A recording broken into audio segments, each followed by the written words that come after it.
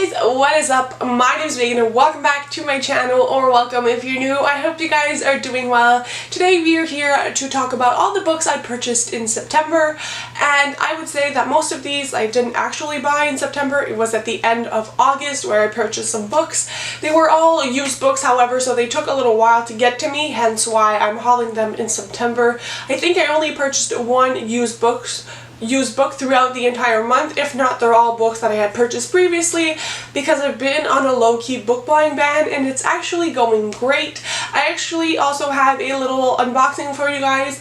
I had purchased a few books in the month of August from Amazon and decided to keep them as a treat for myself for a moment where I could find joy out of unboxing books, and I didn't want to spend any money because, you know, life in school and I want to be more conscious, but I did have a little bit of spare money then, so we're going to unbox that today. I'm super excited. It was basically a kind of like break in case of emergency, and I was trying to like keep these books for when I wanted a little pick-me-up, and I decided what better pick-me-up than to unbox it with you guys on camera for this month.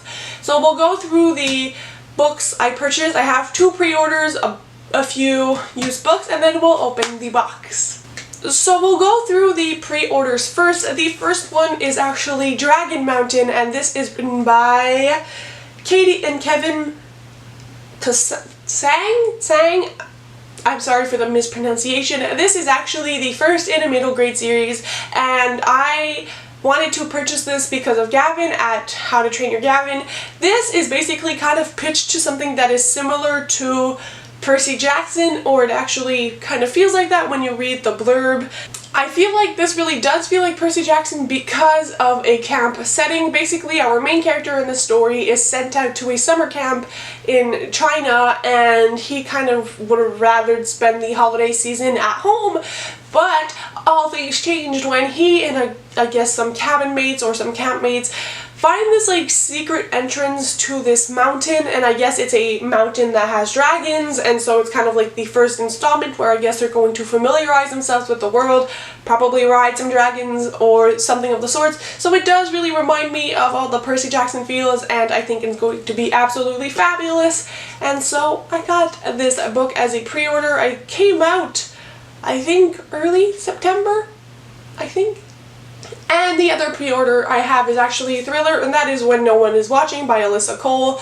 This has gotten a lot of mixed reviews. Either people love it or are very disappointed by it. All I know about this really is, one, that Alyssa Cole is usually a romance author, and so I don't know how that's going to translate in the genre. A lot of people say it does feel like kind of like literary fiction with a little bit of romance rather than something that's an actual thriller, and that this touches on gentrification. I believe our main character, who is a black protagonist, is seeing a lot of gentrification in tours that are given about her neighborhood, and so she wants to start creating her own tour and kind of giving the real story of what happened to her neighborhood and the history behind it, and people go missing, and it's just a lot of suspicious behavior. A lot of people say that the end is nothing like the rest of the book, so I'm guessing maybe the ending is more thrilling than the rest of it.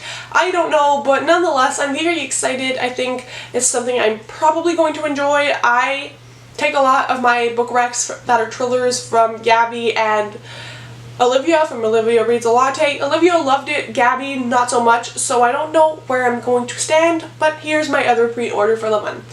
Then we go on to the used books, which I found incredible prices for these books, and I was so excited. The first one is a YA book that I feel like no one has talked about, and that is Love Jacardina. I just realized there was an extra A in here, and this is by Alex Flynn. This follows a main character who always tries to blend in. She doesn't really speak her mind, and she kind of has learned to be that way because she was actually in foster care. Now, at the beginning of this book, a video of her singing actually goes viral, and it brings about kind of like a mysterious opportunity, I guess, like an opportunity for her to work on her singing. And along the way, I think she meets this other boy. I don't know if he's already famous, and she makes friends, and it's kind of like a story of singing and foster care, and I'm guessing a romance. I think this is also told in emails or letters. Yeah, it's told in emails.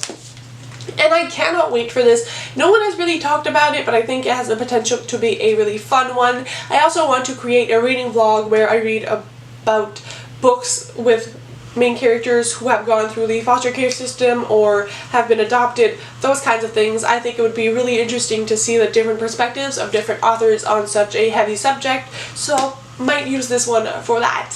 Then we have some adult romances, the first one being Real Men Knit by Kwan Jackson.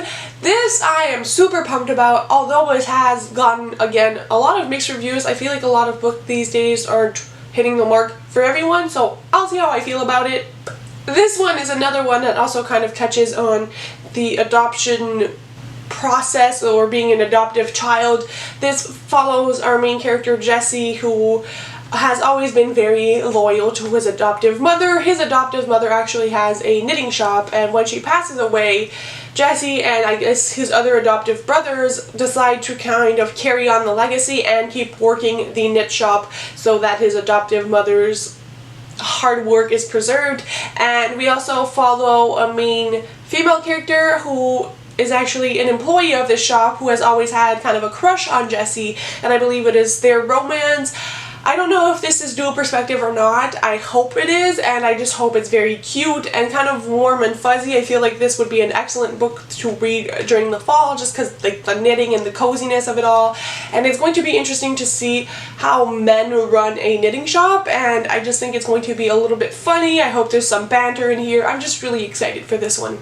Then we have Blitzed by Alexa Martin. This is the third book in the series, which I always forget, but the first one is Intercepted, the second one is Fumbled, Blitz is the third, and Snapped is, I believe, coming out in October. This is an NFL romance series. Intercepted, the first book, follows a main character who is dating this NFL player, and they end up breaking up because he was cheating on her, and it all goes from there, but they all explore relationships connected to an NFL player or a manager or something of the sorts, and all of them are kind of connected. It's a companion novel series. This is the third one. I don't know much about it, but I think this has the female who owns the bar in the first book as well as an NFL player. I cannot wait to read this one, and I also need to get to Fumbled, but because this was so cheap, I also decided to pick it up.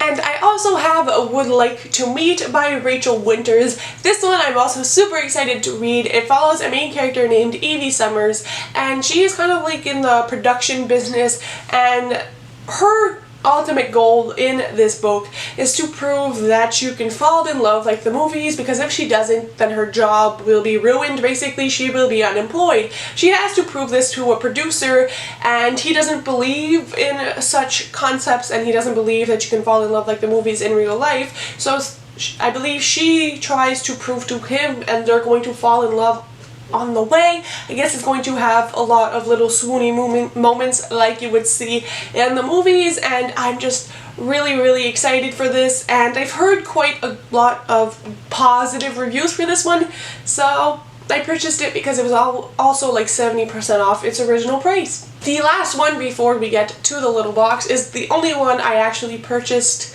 recently, and I found it at Value Village for $3, and that is Beautiful Bastards by Christina Lauren. This is the first book in their Beautiful Bastards series.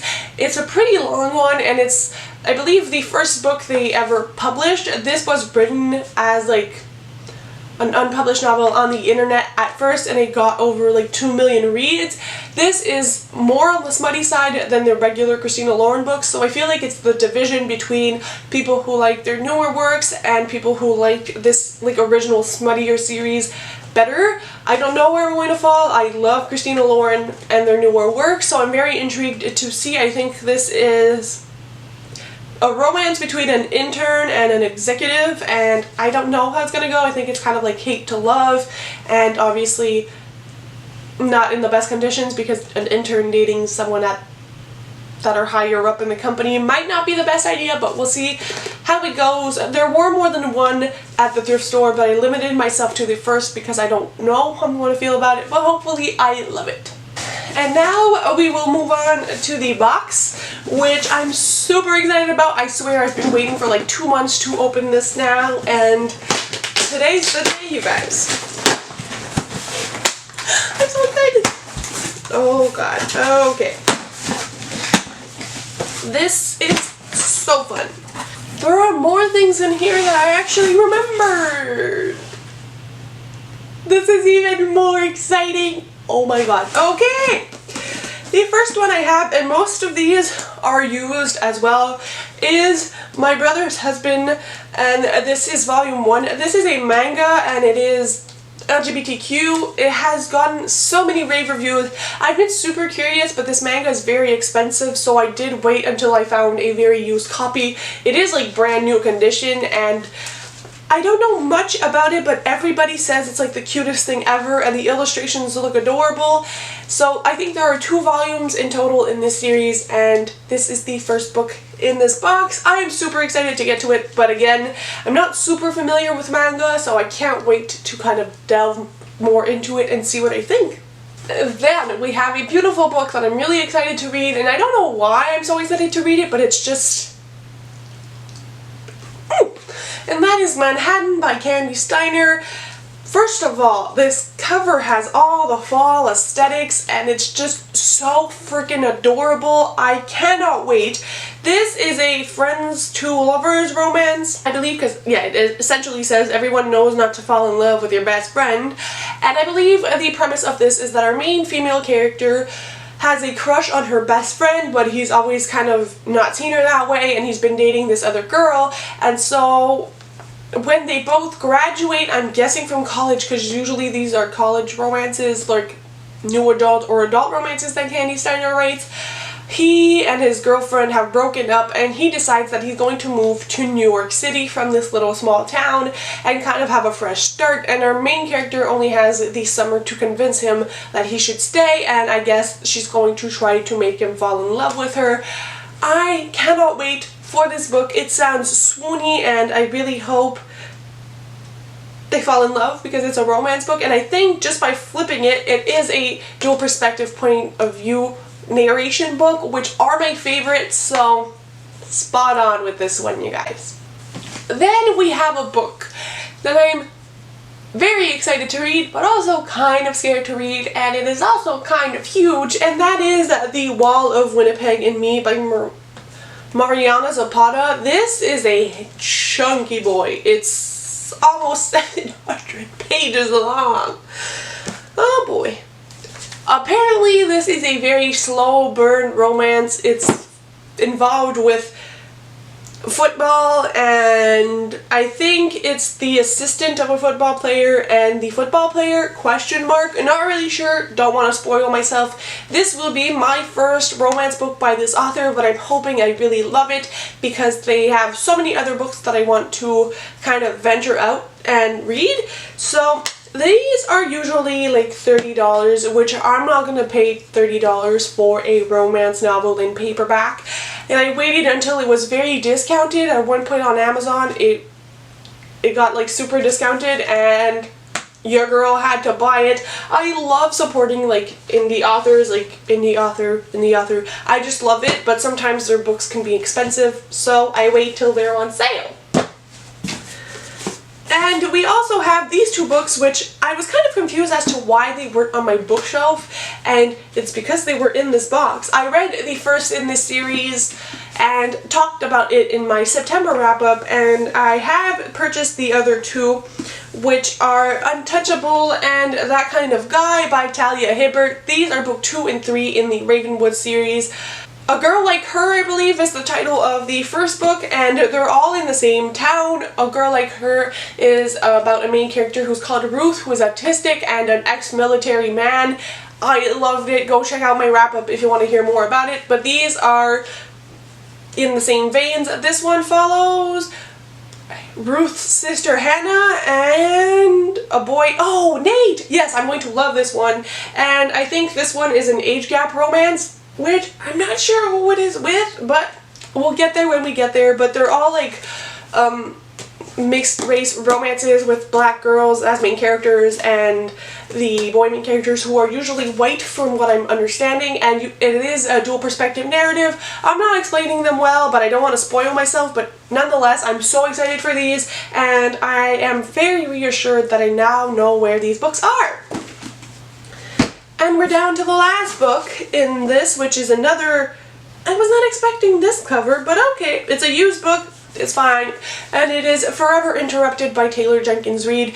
I have not read a Taylor Jenkins Reid book before, and I'm planning on doing an entire vlog video where I read a couple of her books because I've been accumulating them when they're on discount. And I also have like Evelyn Hugo, who my sister is not a reader, she's read this one before me, but this one actually follows a main character who met this man like at a coffee shop, and they instantly kind of fall in love, and they get eloped very quickly after, and I believe he passes away, and then she has to kind of grieve on her own because of that, because she hadn't really met anyone in his life before. And I believe when she goes to the hospital, she also meets her, I guess, mother-in-law, and she had never known of her main character's existence, and it's both of them grieving. I don't know if there's going to be flashbacks and flash forwards and kind of like us seeing the romance of our main character with that boy, and then